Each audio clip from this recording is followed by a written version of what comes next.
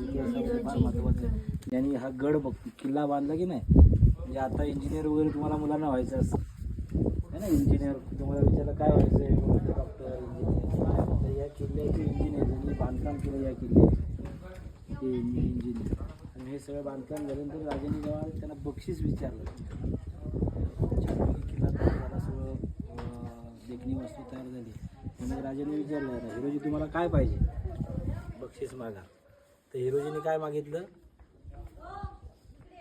काही नको सांगितलं. राजे म्हटले तुम्हाला घ्यावं लागेल काहीतरी. मग काय सांगितलं, तेव्हा मागितलं की राजे जगदीश्वराचं जे मंदिर आहे त्या मंदिराच्या पायरीवर माझं नाव कोरलं जावं.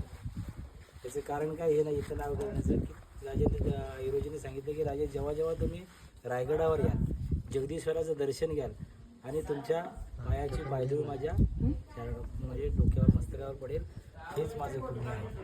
अशा पद्धतीची त्यावेळची म्हणजे इतिहासातली अशी अजरामर माणसं होती की जे आपल्यासाठी काहीच नाही, आपल्याला काहीच नको आहे अशा पद्धतीची मागणी त्यांची असेल. आता कसं आहे, आत्ताचं शासन कसं आहे की अगोदर पहिलं आपण काय म्हणतो, माझं काय मला काय. म्हणून जी एकनिष्ठ स्वामीनिष्ठ जी माणसं होती ती नाही, ती अशा पद्धतीची. मग तानाजी मालुसरे असतील,